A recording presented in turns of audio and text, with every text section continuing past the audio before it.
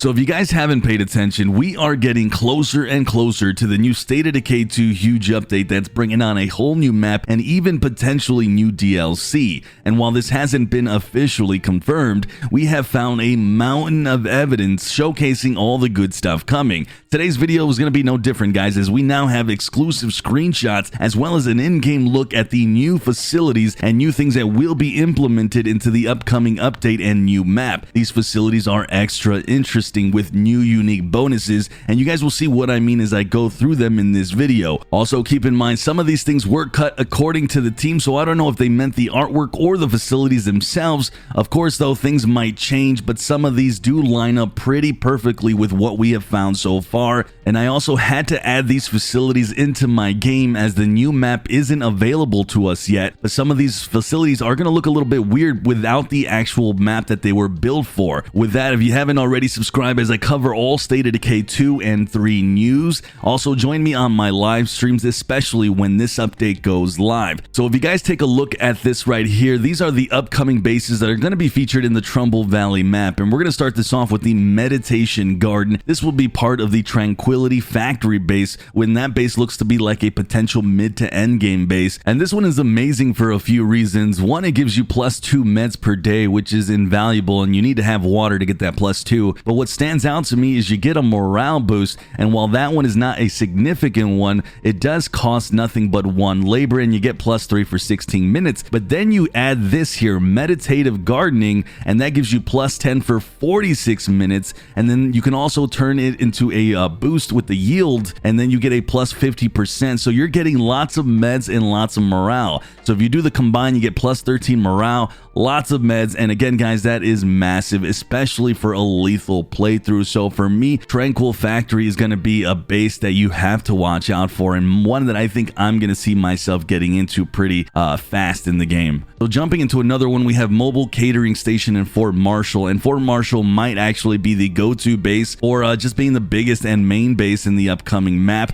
The Mobile Catering Station, from what I can see, really doesn't bring anything new other than a basic kitchen. You have several ways to increase the action speed, and if you have solar, it goes to 100%. As you can see here, the artwork is pretty neat. We're going to stick with Fort Marshall though, and we have the military clinic. Again, this one really nothing special about it, and it equals about a full level 3 medical facility. It provides 3 beds and the standard treatment, though it looks like it is missing the blood plague treatment right now, so not sure what's up there, but you can see that the artwork is done. Then we have a few facilities that I'm not 100% sure they're going to be implemented in the game, but we have one here in the backyard barbecue pit, and this one would be going into the Farmland compound base. This one's a unique kitchen because it actually implements a morale boost with the cost of 1 food, which, if I'm being honest, is kind of weak. Now, if the dev team is watching, just know that I'm never going to use 1 food for just a +3, especially in lethal. I guess in the lower difficulties, but even then, one would argue that having the morale boost is just not really a big deal. So I think a buff here is in order, but outside of that, really nothing special here, just a regular kitchen with the exception of this new little boost here. But either way, really cool to see here the artwork as well. Then we have the factory incinerator from Tranquil Factory, and judging by the work on this, it needs the base to really see the whole thing. But as you guys can see here, the bonus actually has me cracking up a bit. It states a high capacity incinerator, perfect for efficient morale boosting disposal of waste or anything else for that matter.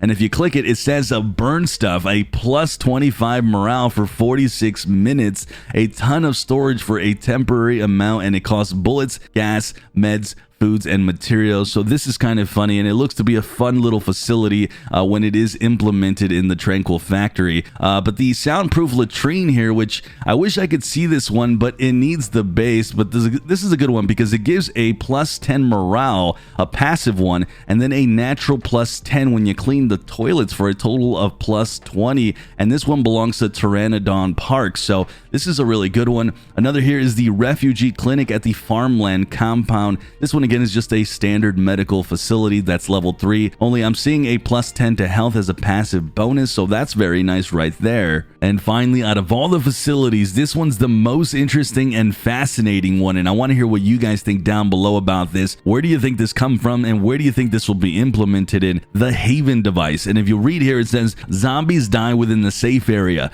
25 parts per day, and it says it's a Clio powered zombie warding device. Its effects is much stronger when it's powered powered and cheaper to maintain with water access. Now watch this thing in action when I start attracting zeds to my base. I start to turn green and they explode, and this is really insane. This thing is completely wild, and it's only going to cost 25 parts per day, which is honestly not that bad at all, though that can get a little dicey and lethal to maintain. I'll show you guys a clip from Ghost's channel and video where he spawned a bunch of jugs and ferals, and you could really see the power of this thing. Check out his channel down below, it'll be in the description. This thing is not available from any of the facility lists that I'm seeing, so maybe this is part of the new DLC. And to end the rest of the new things here, we have more screenshots, guys, of just multiple things that I didn't add. Red Talon type of facilities, maybe these come in the DLC as well. And I'm gonna be honest, I'm not entirely sure, but either way, this is a sign right here that there's tons and tons of cool things coming down the pike. And while some of these may not make the cut, you can see that we're seeing tons of varied types of facilities and different little bonuses that will make choosing your next base very important in the new map. With all that, let me know down below your comments on all the stuff that we shared today, and does this bring up your hype at all for the new update that's going to be coming out? Also, guys, hit that subscribe button, like, and notification bell. I'm Sunny, and I hope that you survivors stay safe out there.